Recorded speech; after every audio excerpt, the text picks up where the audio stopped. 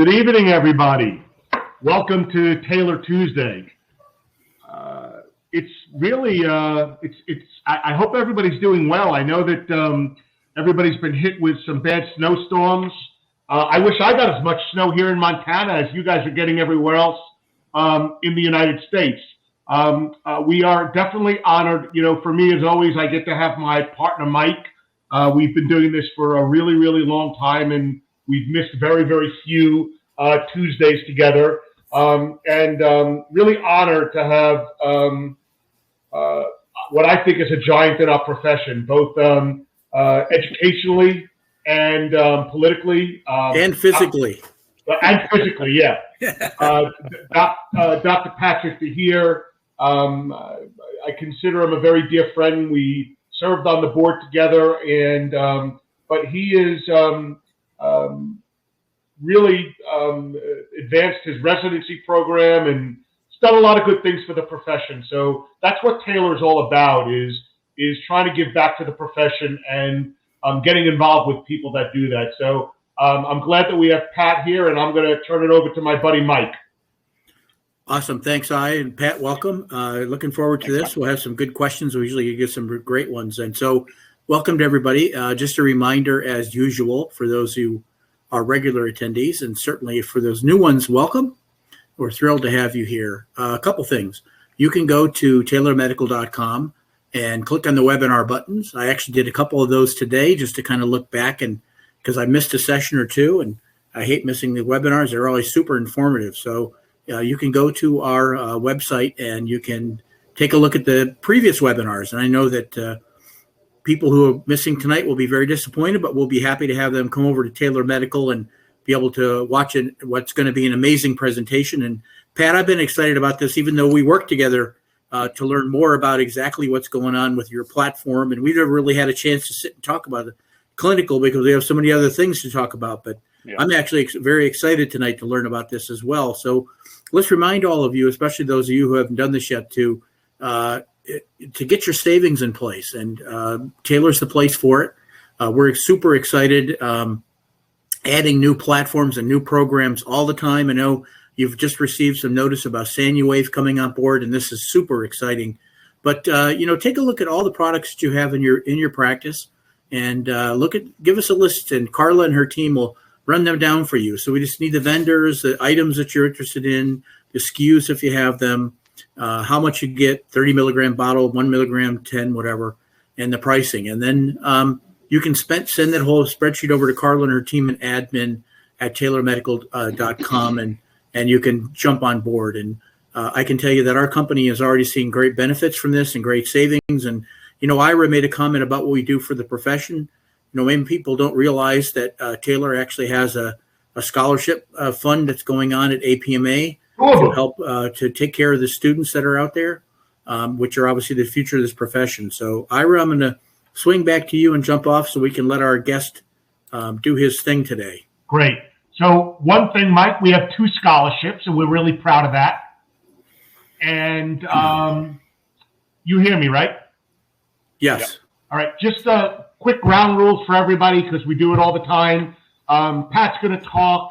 We're going to take questions in the question box, and we will answer them. Time for giving at the end.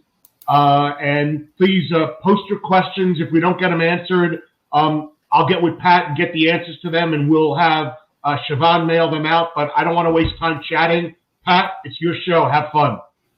Great. Thank you. Great to see you guys again. We're going to talk about Equinus management and how starting to pay attention to Equinus will hopefully lead to improved patient outcomes for you. Just a couple of my disclosures. This is a great quote from Jim Amos. Jim Amos is a foot and ankle orthopedic surgeon who used to be the team physician for the Cincinnati Bengals, and we both have gotten to know each other through Equinus. We both lecture and write a lot about it. And just to kind of summarize this quote, he said, we have this new era of understanding of the mechanics and function of the human foot and ankle, and that all these things that we think cause problems or pathology, and they're really just sort of causal in nature, that Equinus is the primary mechanical common denominator, and that it's not Equinus being a part of a big, long equation of things that result in pathological situations. And He says, nope, that's not it. It's Equinus is the equation by itself, which is a pretty powerful statement. There are people who kind of question if Equinus is truly a pathological process, and I've written some articles with Kevin Kirby. I think he's brilliant, but we just disagree on this point. And this is a quote of his from Podiatry Today, where he said, look, I've seen all these runners over years and evaluated them. They all have Equinus, but none of them have any pathology. So does that mean Equinus is not so evil after all? And then there was this article that came out in 2017 that really took to task the 5 tenets of root biomechanics, one of which was Equinus. And they said something similar to Kevin, that 87% of the cohort that was in their study had Equinus, but none of them had any structural deformities and no symptomatology. And they felt like it was maybe just an irrelevant variation in foot alignment. And the problem is, they're just not seeing the forest for the trees. And I think you'll understand that once we get into this a little bit more. So when we talk about Equinus, we have to take a step back first. We have to talk about how to evaluate for it first, so then we can define it, because how you evaluate for Equinus has changed a lot over the last couple of years. And what we were taught previously prior to like the last 2 years or so has changed a lot. And a lot of it comes from this article from GAT, which is a pilot study, and I'm really hopeful the larger study is as enlightening as the pilot study was. But GAT said there's this, it's a significant problem. It causes a lot of problems in the foot, the lower limb, and low back. And we really need to know how to diagnose it so we can then properly treat it. We're all familiar with the silver skulled exam, checking ankle joint dorsiflexion with the knee extend and knee flex. And frankly, I don't think this is that important. It's given way more credit than it really is necessary. The problem is there are 23 different methods used to measure ankle joint dorsiflexion described in the literature. And that angle can differ between 8.5 and 10 degrees depending on the position of the foot when the ankle is being dorsiflexed. So if the foot's pronated versus supinated, for example. And that variation, that 8.5 to 10 degrees, is just way too wide for any consistency in measurement. The historic way of checking as described by Root, where we put the subtalar joint in neutral and we lock the metatarsal joint, and then we dorsiflex the ankle with a knee extend and a knee flex, also has very poor inter and intra-rater reliability. What does work and what has become the standard, and this is how you have to start checking, is by supinating the entire foot, the heel and the forefoot. That locks the metatarsal joint to only 2.5 degrees of motion at the metatarsal joint, which is considered clinically insignificant. So then what we're getting is we're just getting the actual motion that's occurring in the hind foot, which is really what we're trying to evaluate.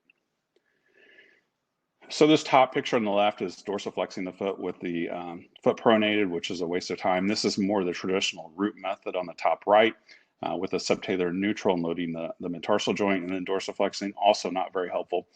This is what you've got to start doing on the bottom here. You've got to supinate the entire foot and the heel, then dorsiflex the ankle with the knee extended and knee flexed. I don't know what 2 kilograms of force is, but you want it to be a passive measurement first.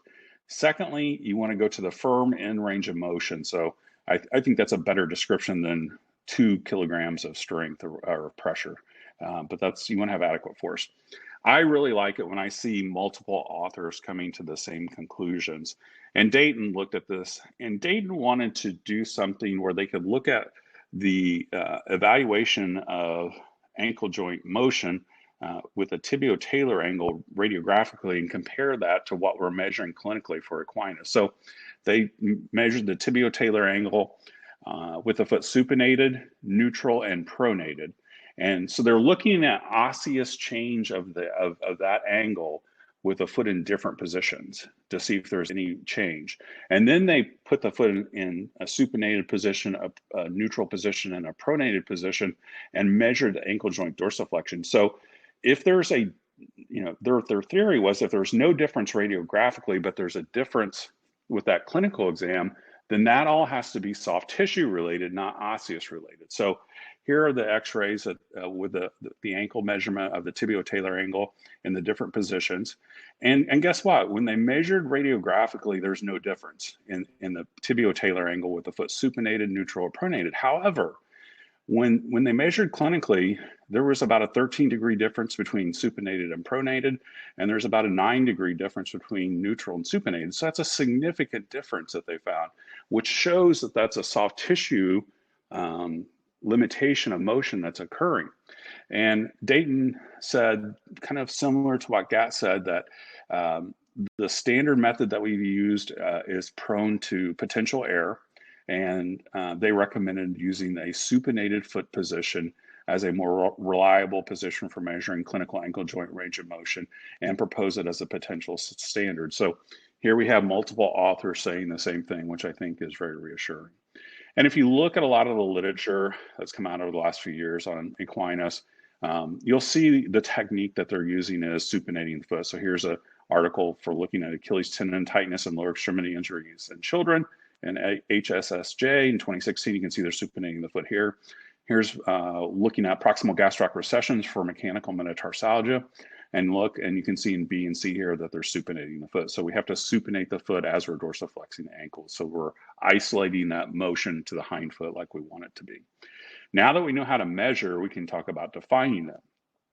The question with defining, though, is, okay, what does that static measurement mean in terms of what's happening dynamically in the late in the second rocker gait before we go into the third rocker? As the body is moving over from behind the planted foot over the top of the foot and forward, when the calf muscle, if it's tight, is limiting ankle joint dorsiflexion. So how do those two things correlate? And this is what Gat looked at. And we know there's a robust amount of literature that tells us late in the second rocker gait before we go into the third rocker that to move our body from behind our foot over the top of our planted foot, the ankle has to bend at least 10 degrees and maybe up to 20 degrees. 10's a minimum, so it probably is even more. It's probably more like 15 or up to 20 to move our body forward. That's been very well established. So GAT used this Viocon system to look at and to see how much dorsiflexion was occurring at that critical moment late in the second rocker gait. So they had two groups. The first group had -5 degrees of ankle joint dorsiflexion with the knee extended. Again, that's with the foot maximally supinated. The second group had -5 to 0 degrees of dorsiflexion. And what they showed was in the group with -5 or less, only 4.4 degrees of dorsiflexion was occurring late in the second rocker. And that's clearly not enough. Whereas the group between -5 and 0 was 13.9. That still might not be enough, but it's a lot closer, right? There's a big difference between those two numbers. And this group on the left that's -5 or less, our body still goes forward over that planted foot, even though the calf muscle's tight and preventing the ankle joint from dorsiflexion. So what happens? What's the problem? It's the compensation that occurs due to the momentum of our body moving forward over our planted foot. So we get compensation either proximally, which is what we deal with a lot, or distally, or proximally, which we also deal with sometimes. And we'll talk more about those different levels of compensation here in a minute. Gat said it's just crazy how we've just accepted Root's definition of 10 degrees of dorsiflexion without any evidence and without ever correlating this clinical finding with dynamic function for 50 years or whatever. So it's just absurd that we've just accepted that.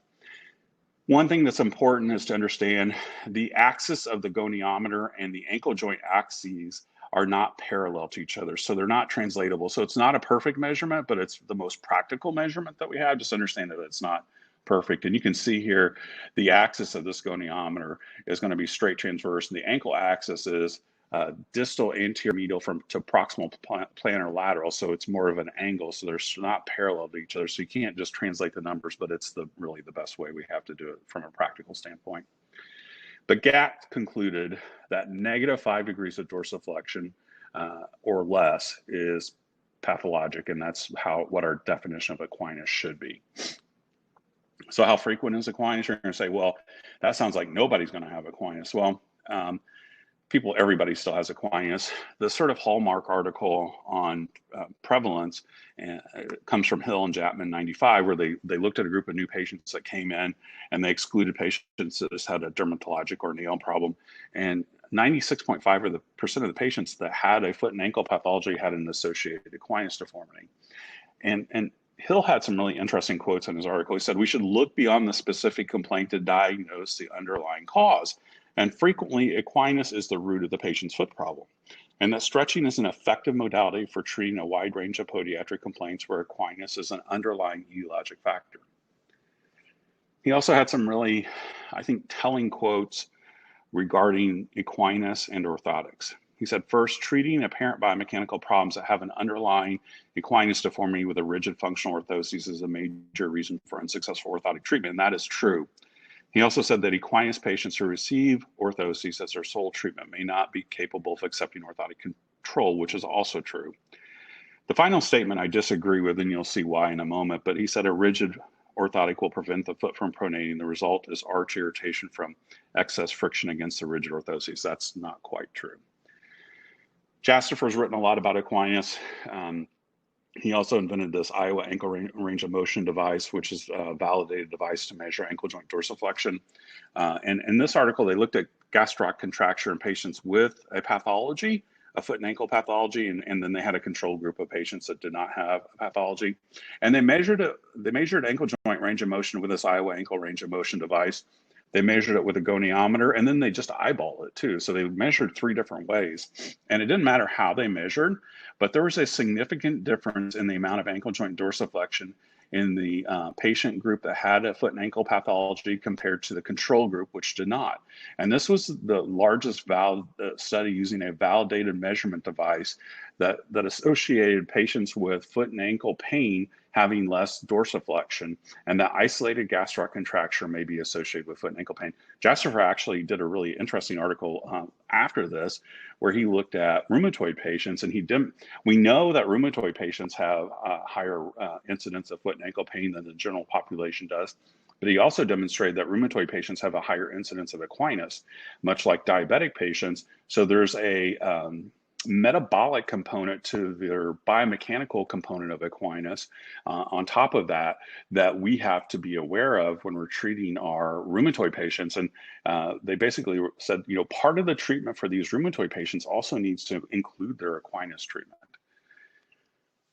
I don't think we pay enough attention to it. Root called it the worst foot in the world, which is a fully compensated Equinus deformity. Jeff Christensen, who we'll talk a lot more about here in a minute, said it's a profound causal agent. And then, like I mentioned, Hill described it as a primary causal agent. So it's a significant problem. This is Pierre Baruch's a foot and ankle orthopedic surgeon from France. He was the editor for the Foot and Ankle Clinics of December of 2014. The entire issue was on the gastroc, so 11 chapters on the gastroc. And he wrote the introduction, and there were just some really fascinating quotes, I thought, in the introduction. First, looking for retraction of the gastroc should be an essential part of the foot and ankle examination for practitioners, not just surgeons. And even though Equinus has been recognized for 50 years as having an influence on the foot, only few practitioners routinely search for it. He's right about the second part. He's wrong about the first part. It's actually well over 50 years. John Joseph Nunn wrote the first textbook on foot and ankle and diseases and deformity of the foot in 1913, so it's over 100 years old. He talked about loading the gastroc-soleal complex causing a strain on the plantar supportive tissues. What is that? That's plantar fasciitis. Over 100 years ago, he linked Equinus and plantar fasciitis together. He also talked about loading the gastroc-soleal complex causing a lowering of the dome. And what is that? That's just pronation. That's flattening of the arch. This stuff has been around for over 100 years, and yet people still want to argue it. And it's just because they don't understand and they don't see the forest for the trees when it comes to this sort of building of a pathological abnormal stress and strain on the foot and ankle, that although you may see a runner who has Equinus who doesn't have any symptomatology, that doesn't mean that there's not abnormal stress and strain in a pathological situation occurring. They just haven't reached a tipping point where they've gone into a pathological state. And we'll talk a little more about that in a second as well. And Baruch said, I hope you'll be convinced of the importance of this. And by this, he means Equinus deformity and no longer do without, as do I. I think an interesting question is, okay, why does pretty much every adult have Equinus? And why do so few children have Equinus? And we're not talking about neurologically based Equinus. So we're not talking about kids with CP. The kids that have Equinus usually have a pathological problem like flat foot, whether it's rigid or flexible, but just kids in general. And a lot of it has to do with the law of Davis, which says over time, soft tissue contracts to the shortest length possible. And part of that is just decreased activity with aging. We're not out running and jumping, stretching our calf muscles out to their maximum stretch point. So the muscle tightens. And with that tightening, you get contracture. Secondly, recent changes in activity. So let's say you rupture your Achilles. I just did a Achilles tendon rupture on a really elite tennis player here in Indianapolis a couple weeks ago. And one of the keys to repairing an Achilles tendon rupture is putting the foot in maximal plantar flexion so that you can regain as much strength as possible. Well, that full plantar flex position is going to result in tightness of the gastrocsolial complex. So that's going to be a reason. Another reason is athletes and increased activity levels. What type of Equinus do athletes have? Athletes, particularly running-based sports like basketball. I've been the Pacers team podiatrist for 28 years, so I do see a lot of basketball players, but basketball players, all they do is run up and down the court all day long and jump. And so their knees are never fully extended while their ankles being dorsiflexed. So athletes in running-based sports tend to develop gastrocsolial Equinus. There are some reasons not related to the law of Davis. First, physiological changes of the muscle and tendon unit, such as collagen and connective tissue changes with aging. As we get older, we're not as flexible as we used to be. Secondly, genetics. Some people are just tighter than others. Third, it's called the bone muscle growth mismatch. And this is why, and this is not me saying this, there's articles to support this, 100% of kids with Sever's disease have an underlying Equinus. And why is that? Well, if you think about who has apophysitis, it's kids who are going through growth spurts and who are active, but they're also going through growth spurts. And there's a robust amount of literature that talks about how the tibia and fibula grow faster than the gastrocsolial complex. So these kids are going through a growth spurt, the bones are growing faster than the muscle tendon unit, so it causes tightness of the calf muscle, which causes attraction apophysitis, which is where Sever's disease comes from. And Amos has a really interesting theory. I'm 6'5.5" or 6'6", and he said that tall people, as they're growing up, are in a constant state of this bone muscle growth mismatch that predisposes them to worse Equinus than even the general population. Another sort of, I think, key element to this is reverse evolution. And reverse evolution, I think, really eloquently describes why so few children have Equinus and why so many adults have Equinus. So between 2 and 3 million years ago, we went from primarily quadrupedal gait to bipedal gait. For that to happen, the calcaneus had to drop down 70 degrees to get flat on the ground. For the calcaneus to drop down 70 degrees, certain muscles had to lengthen and certain muscles had to shorten. The muscles that had to lengthen are the hip flexors, the hamstrings, and the gastrocsolial complex. This occurred later in the evolutionary chain. Because of that, the theory is that as we age, those muscles that lengthen later in the evolutionary chain are the first muscles to tighten up on us. And if you think about that, as you get older, what's tight? It's your hamstrings, it's your calf, it's your hip flexors. It makes perfect sense. And it explains, I think, a lot of the difference in the prevalence between Equinus in children and Equinus in adults. Amos said that all these factors that we think that are responsible for an ankle pathology have a causal relationship and little of any direct relationship. And that the singular reason that we have pathology of the foot and ankle is contracture of the gastroc. And see, this is where Kirby got it wrong in his statement. This is where Jarvis and her colleagues got it wrong in their article, that these problems promote gastroc tightness, which in time causes incremental damage to the foot and ankle. So we have this incremental damage that's occurring. That's a pathological situation, but it hasn't gone into a pathological symptomatic problem like plantar fasciitis or Achilles tendinosis or medial tibial stress syndrome or whatever. But it doesn't mean that it's not happening. Now, I like to equate this to our diabetic patients that come in for routine foot care. When they come in, if they have a callus, we're going to trim that callus. The callus itself is not pathologic. It's just a thickening of the skin, but we know that it represents abnormal pressure going through that area, which if we don't treat it, is going to result in an ulcer. It's going to become a pathological situation. That's why we trim them. So it's the same thing. It's the same thought process. And all these pathologies that are listed here on this slide have been linked to Equinus in the literature. And for plantar fasciitis or heel spur syndrome, I can give you 50 or 60 articles. So when you're treating heel pain, if you're not treating the Equinus component of heel pain, you're not fully treating heel pain, and your results are not going to be as good or as consistent. And so all these have been linked to Equinus. And so if the patient has an Equinus deformity and they have one of these pathologies, part of the overall treatment for that problem has got to include the treatment of the Equinus in addition to the pathological specific treatment.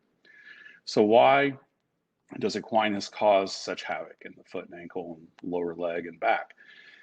Thorson wrote a great article back in '95 where he took cadavers and he pulled on different structures to see which things flatten the arch and which things raise the arch. And the first thing they looked at was the sagittal plane. So they measured this by the talo first metatarsal angle. And as you pull on the Achilles tendon more and more, the arch flattened more and more. And it was by far the primary deformer of the arch. The thing that actually elevated the arch the most in the sagittal plane was the windlass mechanism. The windlass mechanism elevated the arch more than all the extrinsic tendons from the leg to the foot combined, significantly more. So that should give you pause in cutting the windlass or the plantar fascia, hopefully.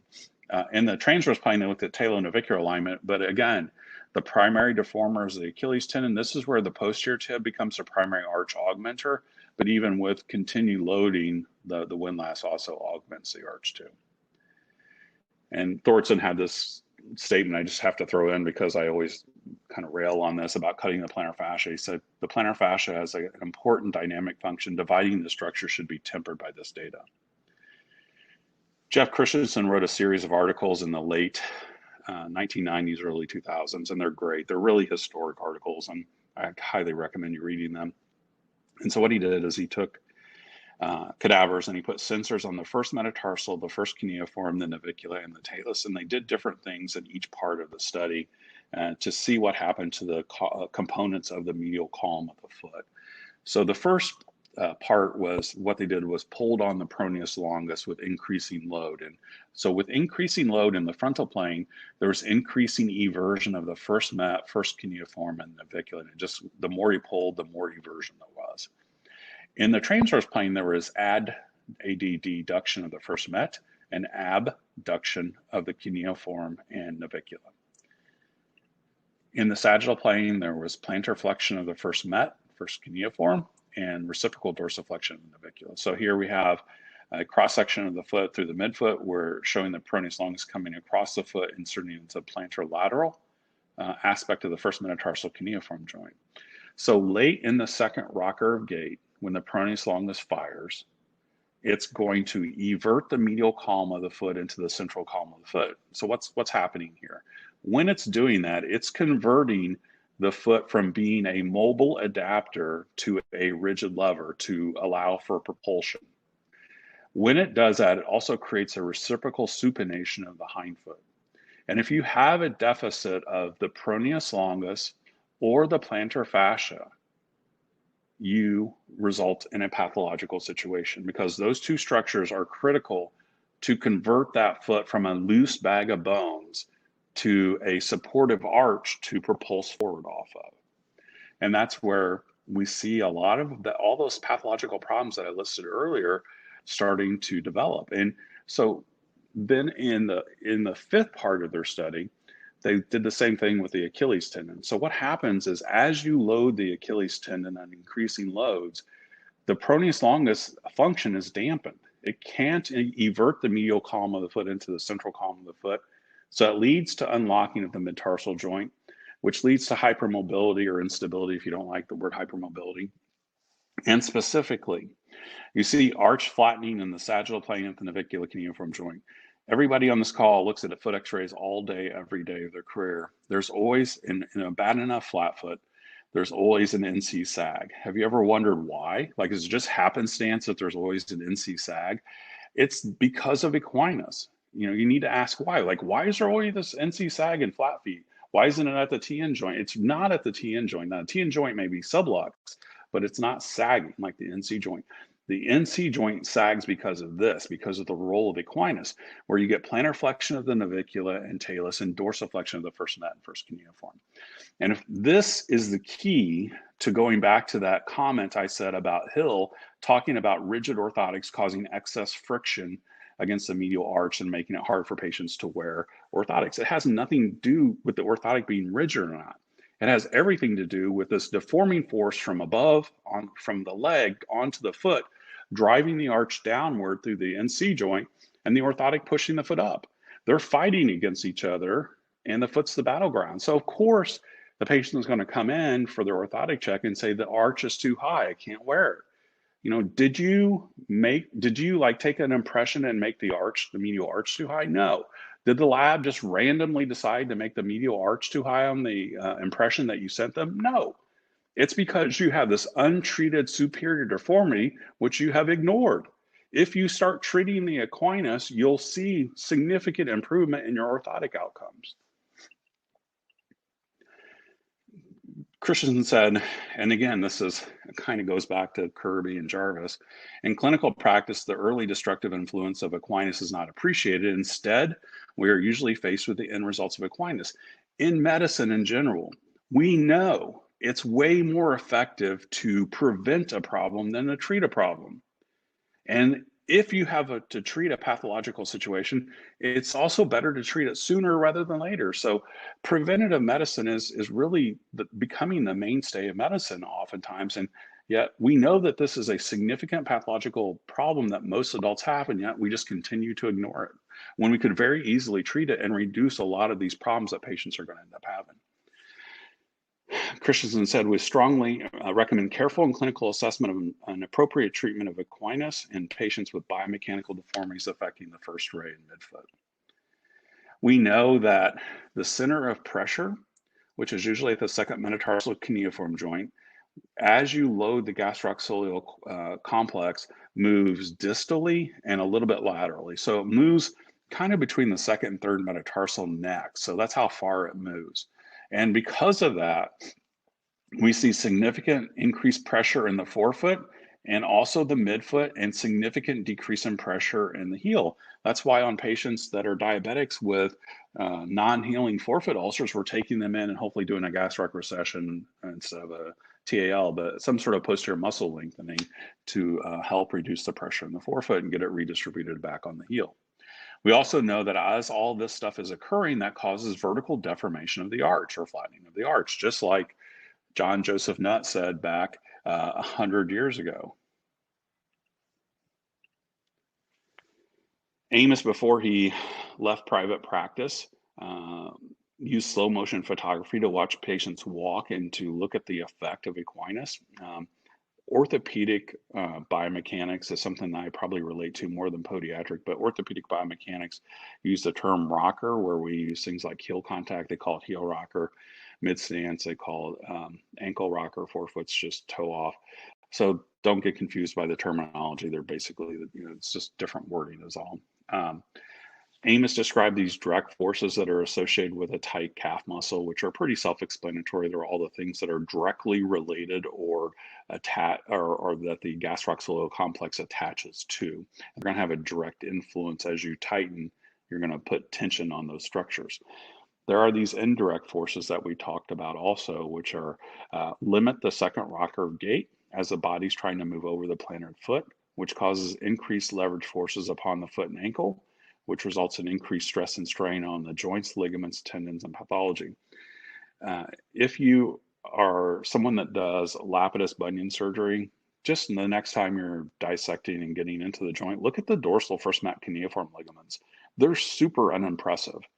And if you look at those ligaments and try to imagine them withstanding these significant indirect forces that are occurring due to Equinus, you can see how they're not going to hold up. They're just not robust enough to withstand that kind of force, and they're going to give way and lead to a lot of the things that Christensen and Thorson described previously. So this is a foot that has posterior tibial tendon dysfunction, and this is a couple of pictures, and we can see the 3 rockers of gait here. So they're in the second rocker of gait here, and they're going into the third rocker where the gastroc is firing, pulling the heel up. But in the second rocker, you see this 4th rocker occurring. And where is that occurring? It's right where Christensen said it was, is at the navicular cuneiform joint. And you can see how it buckles even more as the body starts to move forward over the planted foot, and how that is the distal compensation that's occurring for this limitation of ankle joint dorsiflexion. Well, Amos showed that this only lasts for 1/10 of a second, but how many steps a day do you take? Hopefully 10,000, right, for health.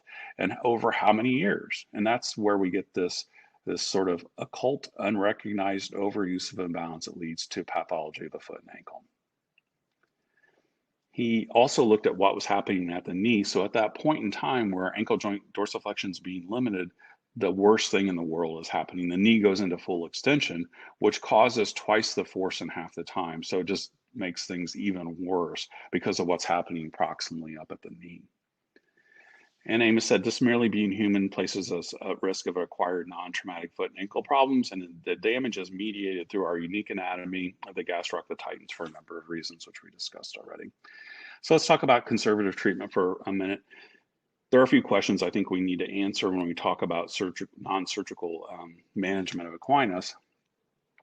First, this is from JFAS 2018, which is diagnosis and treatment of adult acquired infracalcaneal pain. And they talked about the importance of stretching and the role of Equinus in plantar fasciitis. This is from our own clinical consensus statement. These are the things that you're held accountable to.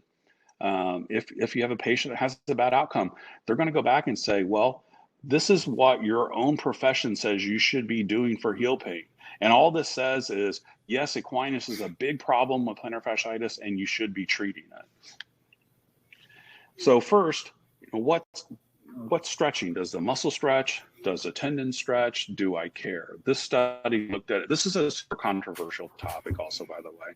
And you can find studies that go either way on this. This is the one that I think Clinical Biomechanics is a really good journal.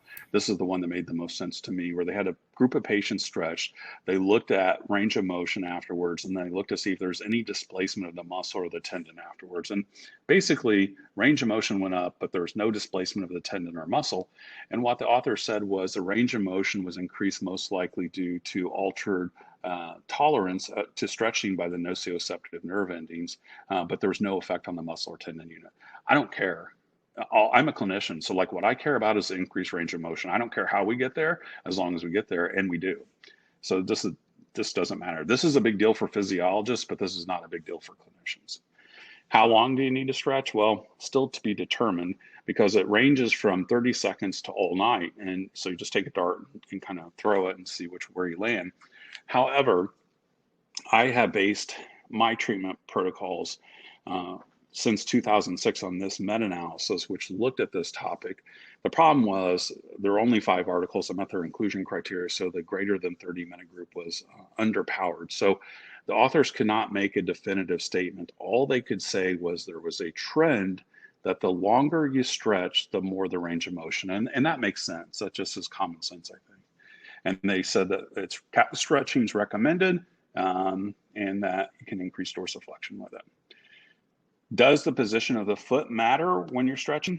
Well, if it matters when we're measuring for Equinus, it probably matters when we're stretching too. So Johansson looked at this in Foot and Ankle International, and just as a starting point, both the right and left side started at 4.6 degrees. That's going to be important. We'll come back to that in a second. What they showed was when you stretch in pronation, the knee is more flexed than when you stretch in supination.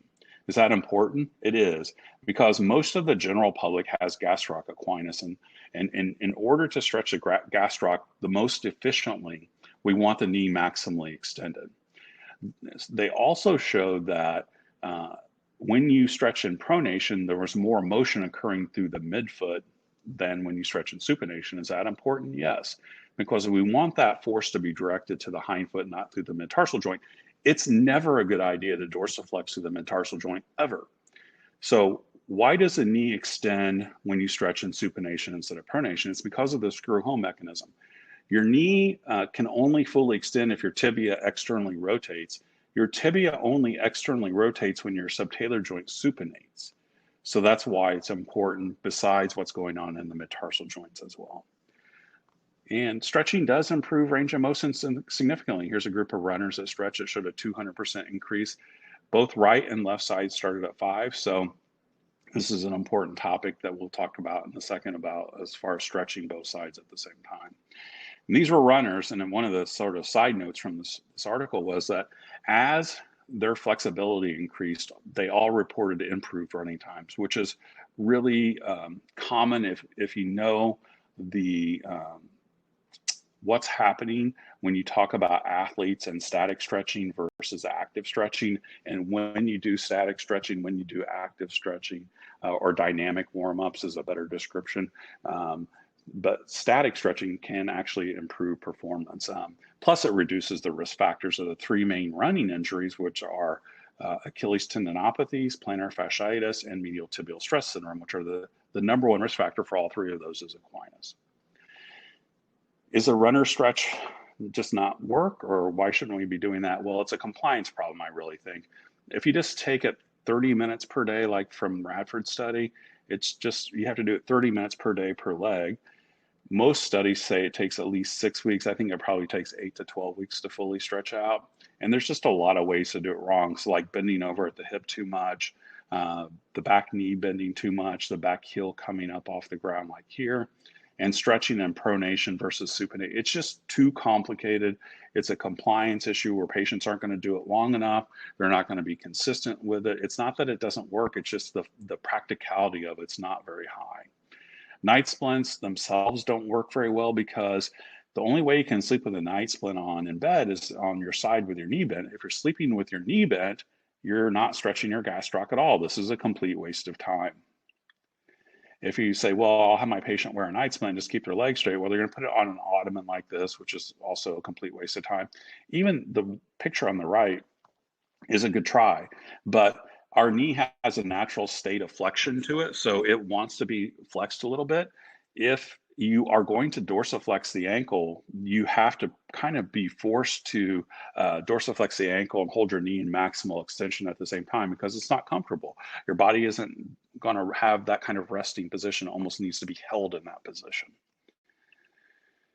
Dorsal night splints are worse for all those same reasons. Plus, on top of that, they allow the forefoot to plantar flex relative to the rear foot. And stretching the plantar fascia is an important part of treatment of Equinus. And there's plenty of literature that shows plantar fascia specific stretching, in addition to stretching the gastroaxilleal complex, is better. So ideally, what we'd like to see is a brace that goes above the knee to lock the knee to full extension, number 1. Number 2, we measure everything as podiatrists, yet we give patients night splints and tell them to pull as tight as they can. And what happens is we overstretch them. So having some sort of controllable hinge to correlate to what our clinical measurement is to prevent overstretching and allow for precision of treatment would be a good idea. And then to stretch and supination by engaging the windlass mechanism to supinate the subtalar joint, creating a dorsiflexion force primarily in the hindfoot and not the midfoot, and also externally rotating the tibia to allow for full knee extension via the screw home mechanism. And that's what the Equinus brace does. The Equinus brace first extends above the knee. It's the only brace that goes above the knee. So these 2 straps is where the kneecap fits. So this slides back portion here up and down. Secondly, there are hinges on the adult version right now. We have 0, +10, +20. I keep each patient at each setting for 1 month. In the pediatric version, we have negative settings for like kids that have CP or super tight calf muscles or posterior cup muscle groups. So there's -20, -10, 0, +10, +20. The new version of the adult brace, which will be coming out hopefully in May, will also have the negative settings. And then finally, there's this 60-degree toe wedge, which Velcros to the footbed, so there's no right or left. And it allows you to dorsiflex the hallux to engage the windlass mechanism via, to then supinate the subtalar joint to help externally rotate the tibia to help fully lock the knee into extension and also isolate that dorsiflexion force in the hind foot instead of allowing any mid-tarsal joint dorsiflexion. So let's say you have a patient with right heel pain. Do you just stretch the right side or do you stretch both sides? Well, we know the pennation angle of the lower extremity muscles is the same right or left. We also know from other studies like Macklin and Johansson that the right and left are always the same. I have a study being published in JATMA in March that we looked at the bilaterality of Equinus. It's always the same unless there's a reason for it not to be the same between the two legs. And if you stretch one side but not the other side, you are going to create a functional limb length inequality, which is going to cause back and hip problems. This is that NC sag that we talked about with the what I call the orthotic Equinus war. So here we can see the calf muscle driving the NC joint down, the orthotic supporting the arch externally like it should be.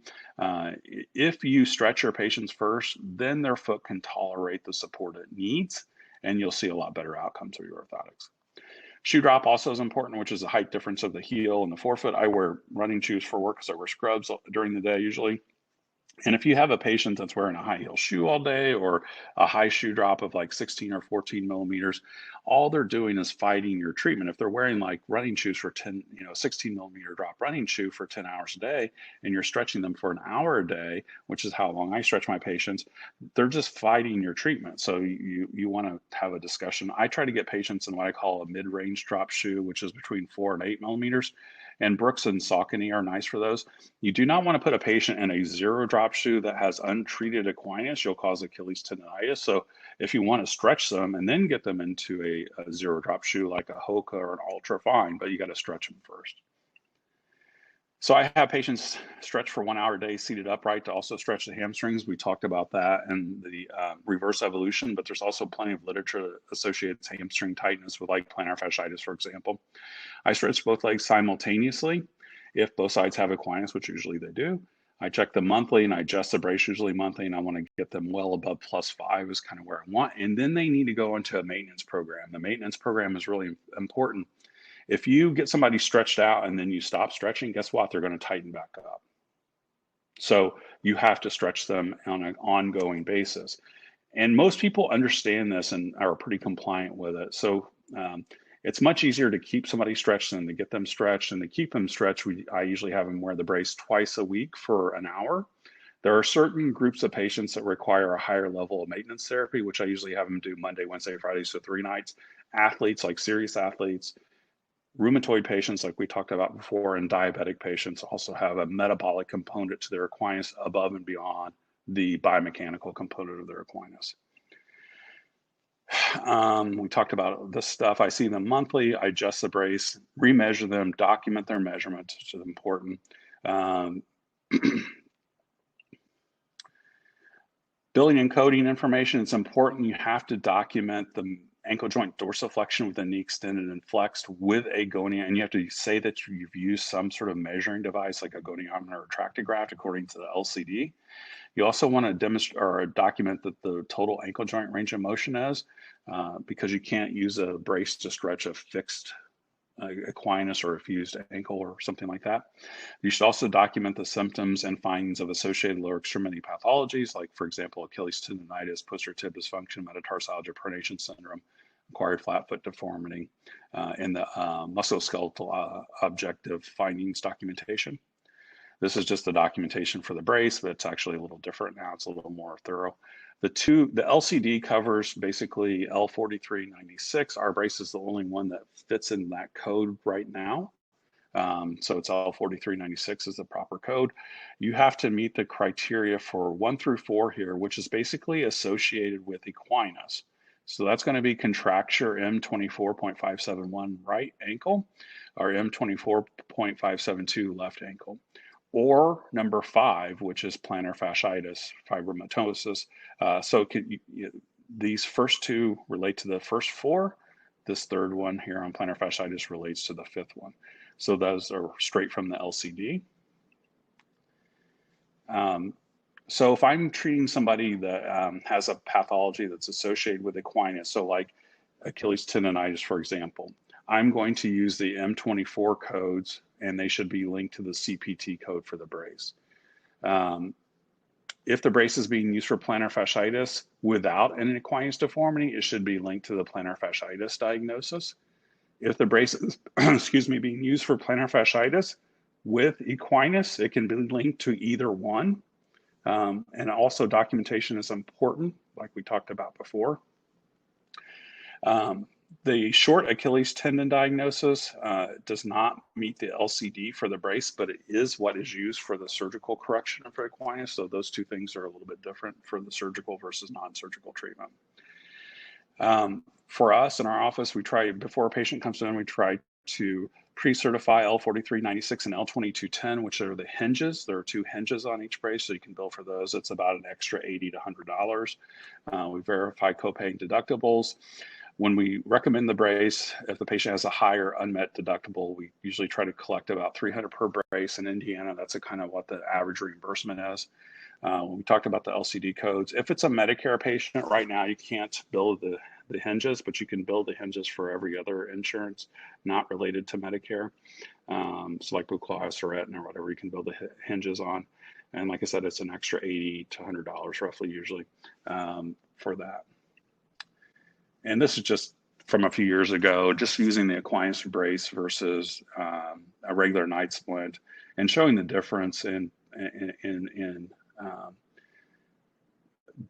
Equinus brace net income was significantly higher versus like a night splint was like 80,000 for me. This is from my practice a few years ago versus 120,000. So you can, it's about just in using the Equinus brace, which not only is going to give you better treatment for your patients, but it's also from a financial practice management standpoint as far as superior to.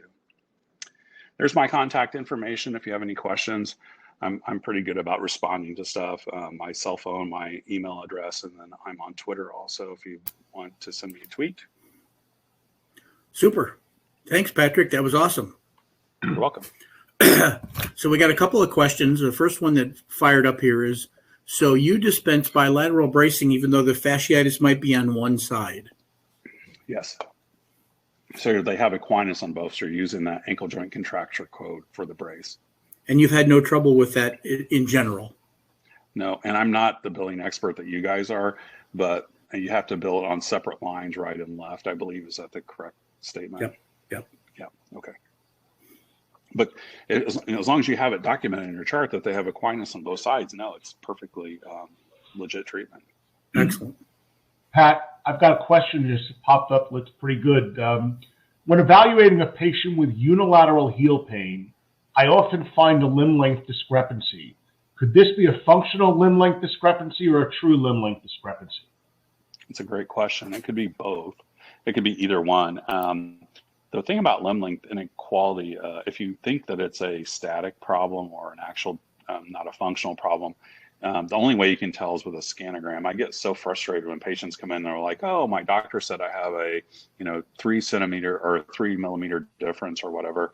And I'm like, how'd they measure you? And they're like, oh, they just had me stand up and look at my hips or measured. The only way you can tell for sure on that is a scanogram, which has been well documented in the literature. So if you're concerned, that's the best way to find out if there's a structural problem. But it certainly could be a functional problem, absolutely, which could be associated with, one side being more tight than the other potentially. Pat, I saw that you had some really good documentation templates, but I guess when you're treating these patients, do you expect a certain level of improvement on a weekly or a monthly basis? And can you actually make an assessment in whether your patient is compliant with your treatment plan or not? So are you talking symptoms or measurement wise? Both, probably, Pat. I guess. Will you see a reduction in symptoms without a reduction in the measurements just by following the protocol, or are you expecting to see any qualitative changes in the measurements? Both. Quantitative, I'm sorry. Yeah, no, both. So Equinus is usually, like for plantar fasciitis, Equinus is part of plantar fasciitis. So however else you treat plantar fasciitis, you should do those things also, whether it's taping, injections. I do a lot of oral steroids, and then also stretching them too. And just to give you an example on the surgical treatment for Equinus has evolved into doing a gastroc recession, which is a surgical stretching of the calf muscle. there's like 12 or 13 articles now published in peer-reviewed journals on that, getting away from cutting the plantar fascia and not even touching the heel anymore. So that shows you the critical component of it.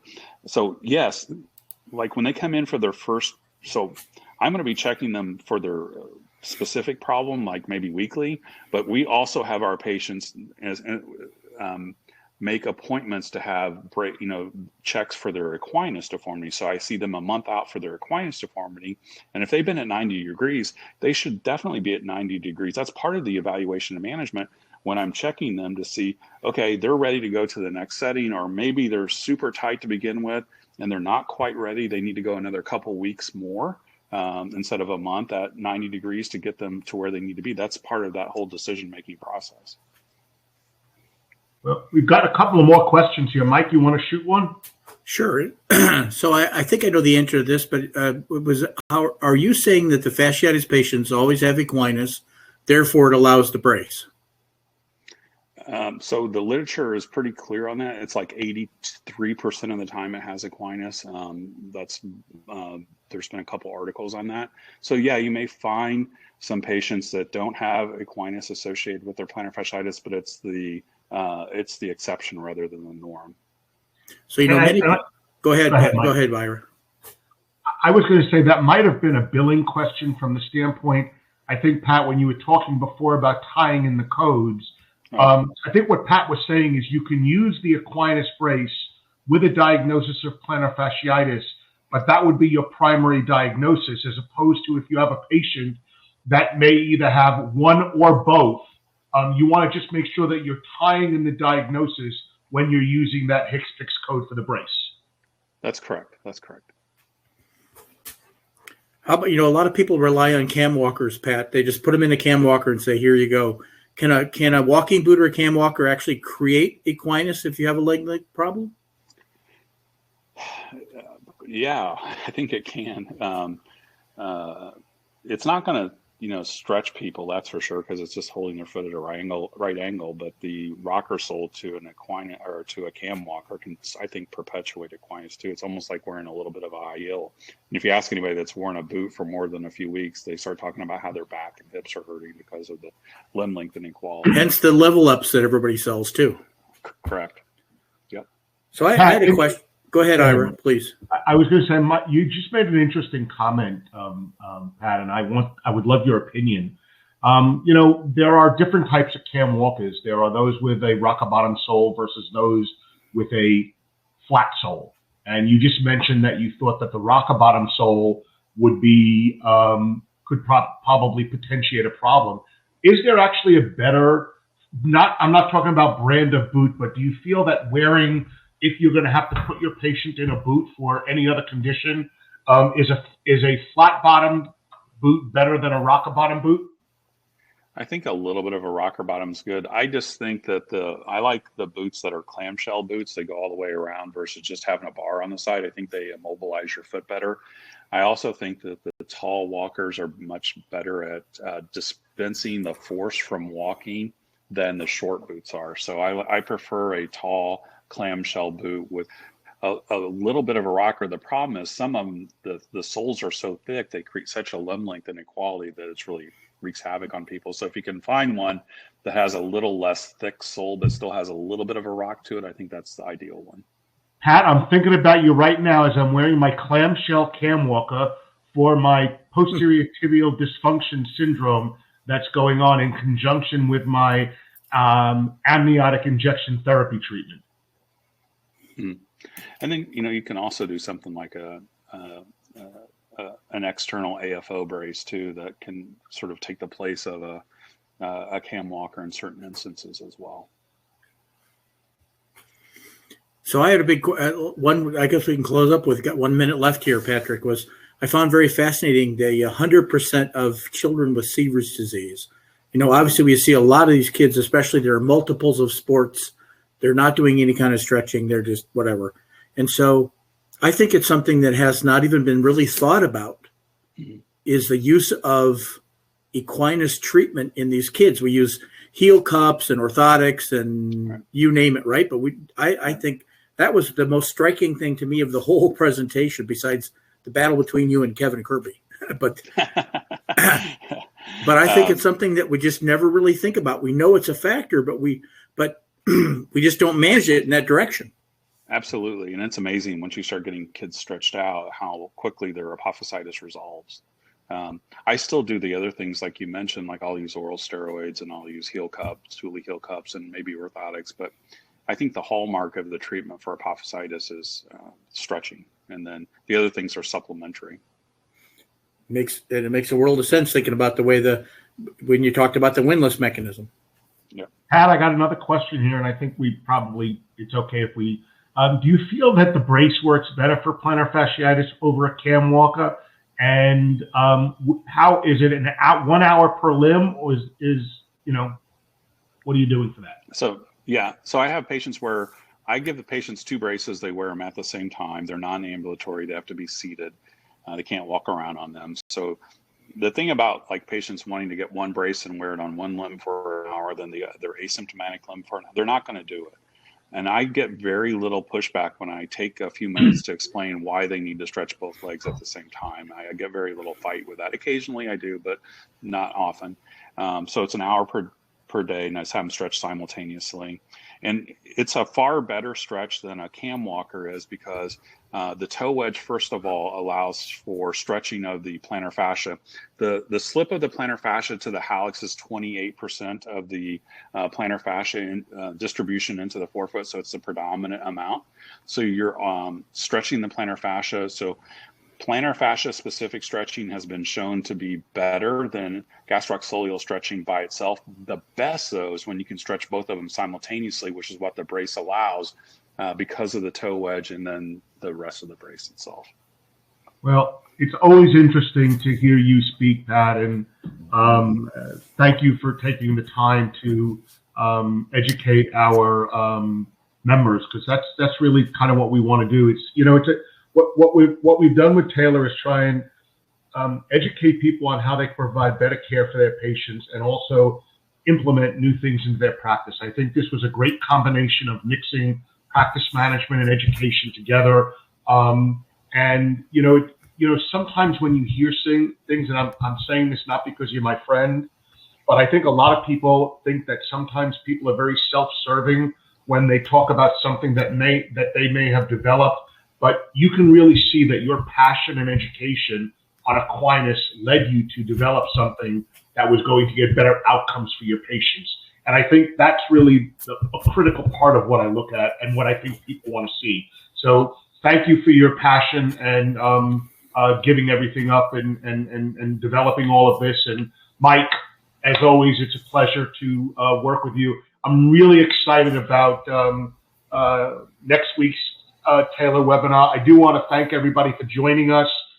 Please give Taylor a chance. If you're not using Taylor, I guarantee you will make you happy. Next week actually is a speaker that Dr. DeHeer introduced me to. Dr. Kunkel is the former orthopedic surgeon of the Indiana Pacers, and I had the opportunity to have multiple discussions with him. And we just recently signed a new CBD company. And what's interesting about this company is they actually just got the NBA Players Association exclusive contract, and they're working on getting the other professional societies. And I figure if it's good enough for the professional athletes, it's going to be great for our patients. So I'm really excited to have Dr. Kunkel next week with his guest patient, Al Harrington, who is a 16-year NBA veteran. I know they're working with Allen Iverson and some others. So it's going to be really interesting down the road to see how Taylor can help you get better outcomes for your patients, utilizing things that are available to what was only available to professional athletes in the past. Ira, you're really emphasizing my shrinkage with age. Pat's 6'5", 6'6", Harrington's 6'9". Like, who's next? Abdul-Jabbar? He's actually, incoming APMA president Jeff DeSantis' best friend's next door neighbor is Kareem Abdul-Jabbar. Wow, that's awesome. So who knows? Maybe we'll get him as a guest speaker. Anyway, Dr. Kunkel's great. You guys will love him. He's awesome. We're really excited. He's actually out here in Bozeman, so we're Montana buddies now. But anyway, Pat, again, thank you for coming. Thanks, everybody, thank you for attending, and we'll see you all in 2 weeks. I hope everybody survives the winter weather. Y'all have a great night.